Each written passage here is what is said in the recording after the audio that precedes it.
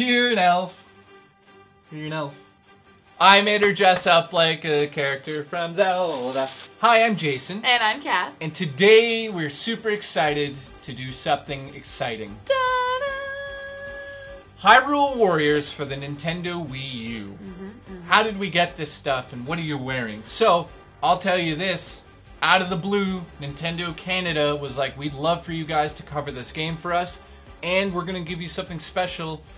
It's something, it blows my mind. It is the scarves from Hyrule Warriors. They're very soft, can I just say? Now I'm these a big scarves, cuddle in this one. yeah, these scarves are so hard to find in Canada. Wait, because they're not available in Canada. Apparently, there's only like seven of them in Canada, and Terence got one as well. And it's thank you Nintendo Canada for these scarves. So I mean, these scarves are amazing, and I'm actually going to wear mine this winter. So if you live in Europe or the UK, I believe you can pre-order the special edition. Actually, I think the game is out over there. I don't know. Let's stop it. It comes in a bag that makes lots of crunch sounds. Yeah. All right, stop. Yeah. Ah! Let's jump into things. So this is a... Let's jump right into things. This game is a hack and slash action game. It, of course, is Legend of Zelda meets the Dynasty Warriors into one. So it's taking the characters and whatnot story from Zelda, and then it's adding that hack and slash element from Dynasty Warriors, along with a bunch of, I'm going to call it death metal. It's probably not quite death metal, but heavy metal. It's playing in the background. First thing you notice about this game is the music is all heavy metal, and it literally is heavy metal. They took all the Zelda themes and put them in heavy metal arrangements. It's like my wet dream. I love it. I love the music to this. I love the music. She hates it. You hate it. I'm not a huge fan of it. Here's the main thing you should know right away. Dynasty Warriors is a game that's been around, a franchise that's been around forever. If you haven't played one of those games and you're new to this, then this review will explain a little bit of exactly what that type of game is. But if you've played one of those games, I can just say it right here, and you're a fan of Zelda, you buy this game. Are you saying, did you eat your dinner too quick and scarf it up? Oh, I see what you did there. Here is the plot. Link is in training. He is to become a soldier, and it, of course, takes place in Hyrule. War is waged against Princess Zelda and Hyrule, and the Gates of Souls opens, which opens up portals to moments in the Hyrule timeline. So this means that Link, Impa, Sheik all have to restore the balance by visiting these different moments. So you get to go to games like Ocarina of Time, Twilight Princess, Skyward Sword. Give away so much! So much! Oh my god. You also get to play as this girl named Lana. There's actually quite a few playable characters that you unlock as you go along. You can play as Link, Princess Zelda, Sheik, Lana, as well as some other ones that I can't pronounce, such as Durinina. You can get Princess Roto if you do the adventure mode. You can also get Minda from Twilight Princess, and Agatha, and Fi, or Fee. I'm never sure how to say her name, my bad on that. So you unlock stuff as you go along in the story mode, but then also adventure mode lets you unlock 2 other characters, and then there's also DLC characters you can do. You also have enemies, so those are all the heroes that you can get, and then the enemies are Ganondorf, Zant, Giranim, Sia, Vlaga, Wizrar. So there's tons of different people that you can play as, whether you unlock them or whether you download them. Now, we should say now, half those names are mispronounced. Half those names are 100% mispronounced. Feel free to correct me below. I really don't mind at all. I'm dyslexic, so getting me to read names is just a joke. Are you getting hot in the scarf? No, stop fucking around with my shit. Leave me alone! Also, it's good to know that each of these playable characters also has their own strengths or has their own elements that they are going to control. Of course, Link can do the most of them, and then the other ones have certain powers that they're able to control more, like lightning or fire or whatever it may be. When you first start playing the game, you'll notice that you have a small attack, which does very quick little attacks like that, and then you have a stronger attack, which does... it takes a lot longer to do the attack. So for Link, he has a huge sword spin attack and then his small little jab attack.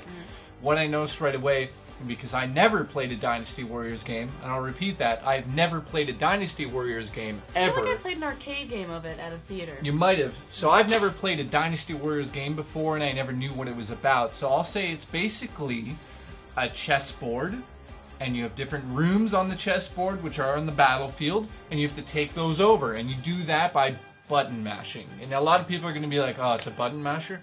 Not exactly that bad, because it's a lot of fun to collect items on the battlefield that you can use to upgrade your combos later on. You can take like materials and whatnot. You're of course collecting rupees as always. So when you kill a bad guy, he'll like drop a tooth, and then you pick up that tooth, and you'll need like 20 of them to upgrade, you know, one of your combos. The good news here is you upgrade all of your characters on different skill trees. So you go through Link, and then you have all sorts of things you can do with Link, and then on top of it you go to your other characters and you have to level them up as you go as well. You can go to the bazaar, and there are 4 different tabs that go on to help you level up your characters.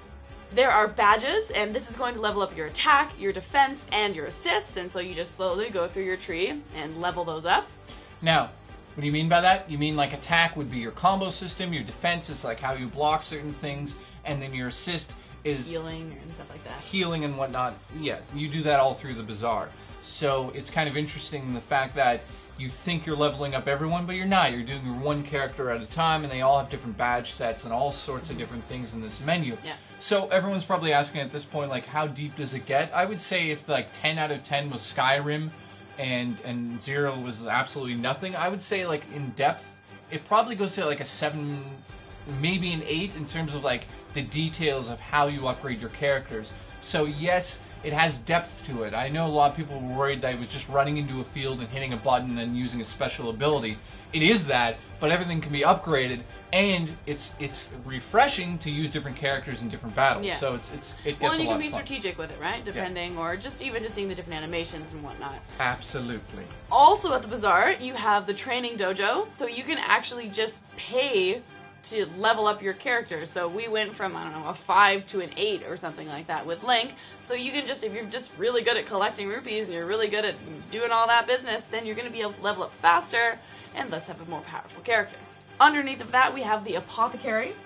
That's where you're going to make potions and whatnot, mixtures. And finally, you have smithy. So this is where you're going to upgrade your weapons. How do you do that, you say? Well, you can pick up, you know, random weapons that drop in the battlefield, then you bring them to the smithy, and you go, I don't like the special ability on this, I want to change it, so you can actually rip it off a different item and put it onto the new item that you like. So then you can create crazy-ass weapons in this that have superpowers to them. That I like about the game, because you don't pick those up right away. You have to play the game a couple of missions in before you even start to see what develops out of those weapons. And some of the abilities only unlock after you've killed 1,000 people or little minions in that level. That's kind of cool. The idea that you can take a gamble that you'll be able to do that in the mission is very interesting to me. So if you're like, I don't know if I'm going to do it, then I wouldn't use that weapon. But if you know it's a weapon that you think has some sort of superpower to it, I would take the chance and use it and get that superpower. There are different modes in this game. There is story mode, where you follow the story, of course, just like you imagine it would be, and you unlock things as you go along, you level up, etc., etc. Now, there we go quickly. It's not linear. It's linear for a few missions in the beginning, then it breaks out into 3 different worlds. Yeah. Like she said in the story at the beginning, there is Twilight Princess, Skyward Sword, and Ocarina of Time. Yeah, that one. And you go through that, it splits up. And then something else happens after, and I'm not supposed to talk about the ending of the game. There is also adventure mode, so this looks like a big grid, and each of the blocks is a challenge.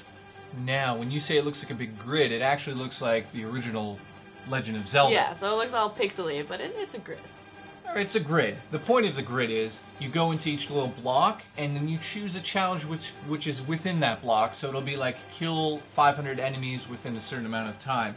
This is kind of cool because it opens up as you play the main game. It's not, you can't just go into it and just start playing it. It's sort of like once you beat the main game, you have adventure mode now to go through. Then you have challenge mode, which downloaded day 1 for me. When I put the disc in today and was just playing the new challenge mode, I thought it was so cool that they've added this mode, and it was it'll be a day 1 patch for everybody. You also have free mode in the menu system, which lets you play any of the missions over again with other characters, which is kind of cool because sometimes you want to use a certain weapon on a certain enemy and think it's interesting to see. And I have to say, I think we were both really excited to figure out that there is local co-op mode. So that means he was able to play on the gamepad. I played with the TV using the Pro controller. Oh my gosh, it was so much fun. It made the game a lot more fun. I have to say, with this mode, I always want to have, you know, a game where you can play with a friend, and this has that, and then it doesn't make the grinding and the leveling up and stuff feel so long because you have a friend that you're doing it with. Frame rate. It came and went sometimes. Like, if you did a special move, it would kind of be like, blah, or like, it seemed like, I swear, at one point you did a special move, and it's like the camera was like, nope, we don't want to have to look at that. So it turned me, and I was like, wait, what? I'm not gonna lie here, it does do tricks. The camera, what you just said, does do tricks. Yeah, I don't think I was crazy. And I don't know if it takes enemies out of the way of the camera sometimes. Like, so for instance, what we're saying is you have special abilities which are, you know, charged up with meters as you play the game. So my Link special ability might be something crazy, like he has a fire rod and it shoots fire and goes, and it's this huge effect. We didn't even mention the fact that there's thousands of characters on the screen at this point in time, and I can only imagine that that's a lot of horsepower to run that. Yeah. So I'm kind of thinking, like, how's co-op going to work if there's 500 enemies on your screen and 500 on mine? That's quite some enemies. It's going to fucking explode and they're going to be shot everywhere. How's it going to work? Well, the camera seems to be like, no, we're not showing that. Or it'll be like, we're not showing exactly what's happening. Yeah. We'll show like a part, we'll show colors. Or yeah, you're like, nah, I'm going to go stab him in the thing. And like on his, it's showing like this crazy animation. And for me, I'm just like, is that him? Oh, yeah, he's dead. It's hard. It's very hard to tell what's going on, but then sometimes it shows the complete power-up that you've done on the screen. So I'll use my special ability on my screen, look on the gamepad, and it'll be perfect. And she can kind of like look at it and be like, this is awesome. Yeah. Then sometimes, for some odd reason, you do the exact same thing. I'll look on her screen, and it's just an empty field, like a cut-out section, and the enemies are kind of falling, and you're like, where did it go? Yeah, it's a little strange. I don't know if there'll be some kind of patch or something that will fix that, or what will happen with that, but it was kind of strange. I'll get to that in my final score. By the way, we didn't mention, there are actually 14 different stages, or battlefields, I guess, if you want to look at that. Valley of Seers is one of them. It looks quite nice. There's also the Elden Caves, Hyrule Field, a bunch of different ones. They all have their own little aspects to them, and they're fun. When you go into them, of course, there's that introduction thing, kind of like at the beginning of Mario Kart where it shows off the track. It has kind of an introduction to each field that you're going to be on, or each stage that you're going to be in, to give you a taste of what you're going to be battling in for the next while. What is your overall on this game? Alright, some of the positives of the game are definitely the character design of the main characters and some of the enemies. Some of the other enemies just seem to not look as good as some of the other ones. I don't know what happened there, but I think Nintendo called the makers of this game and said, Link needs to look the best. Oh my gosh, he looks Link so good! Looks really good in this. He looks detailed, he looks sharp, he looks like he has emotion in his face, so all of the characters look great. Now, some of the negatives of the game would be the graphics and frame rate. Yes, when you play a co-op, it does go down to maybe 20, 15 frames per second on the gamepad, on the main screen. You're thinking, oh god, that's bad. And yes, it is bad at times. I have to say that it definitely takes points off the game. If you're going to have a mode like this, make it playable. I don't understand why it's there. Why didn't they tone it down a bit? It seems like they toned the graphics down and tried to fiddle with that in terms of how many enemies it would show on your screen and mine. Blah, blah, blah. Long story short, frame rate does dip in co-op. It's unfortunate. I wish it was a bit better. In the main game, the graphics go from very crystal clear, for some odd reason, down to not so good. I mean, the first... Yeah, and then there's like reflections, like light reflections that are great sometimes. And then other moments you're like, what happened here? Like, what's up with this texture? Why does it look like I'm playing The only old thing I could just guess here is that the art departments are on different working terms or something and something. And, you know, they love this section and this section just had to be done. I don't know how it works. I'm not going to assume these things. I'm just assuming. I give it a 7.5 out of 10. It's one of those games that if you like button mashing, you like the Diablo type games of picking up loot. It's not obviously as detailed as Diablo 3 is, but if you do like picking up loot and button mashing, sort of like, I wouldn't say to the aspect of like God of War or Devil May Cry. Not really as cool as that. It's not as ridiculously cool as that, but I mean, it does have a combo system in place that is sufficient, and it works really well, so it's fun to play when you fiddle with your combos. That's definitely a positive of the game. And lastly, I just have to say there's a lot of content here, so choking to death, but People were asking me already, is it worth the $69 Canadian? And I honestly say, yes it is. 7.5 out of 10. I would say if you're a Zelda fan, the story here, I don't want to give too much away, but it's like kind of the loosest. It finally, like, it explains some stuff you've been kind of wondering about. Well, here's what it explains some things, but the only way I can explain it, in my own opinion here, would be, it's like they took The Legend of Zelda and made it American, like added fries and a Big Mac to it. Aww, a little bit. They made it American, and it's like, it's not losing that essence of what Legend of Zelda is. It's just, let's be honest here, when the Fairy Queen shows up. Oh my god. And she basically looks like she came from the Playboy Mansion. And she's like, oh. We watched it multiple times. And we were like, what the crap is going on? She's like, she sexualized. Like, here are bombs. And you're like, why? She's sexualized. She's definitely sexualized in the game, and her breasts are shaking. I just don't see the point. Like, it's silly. I don't, it's silly. But you know what? There's metal music. There's enemies being killed by the dozens, by the thousands on a map. Pretty badass. It's pretty freaking badass at times. So I understand why the Fairy Princess kind of looks like a rock star as well. I also give it a 7.5. I thought it was really well done. I like the story. I mean, and the way it's presented too, even the voiceover of talking about it was very, very nice. Sometimes there's a little bit too much reading for me in Zelda games. This was great. And the story that's even happening while you're fighting at the beginning, you're trying to figure everything out. Fantastic. And I love this background story about this guy getting split into different pieces and going to different moments in Hyrule past. That's so cool. The story's awesome.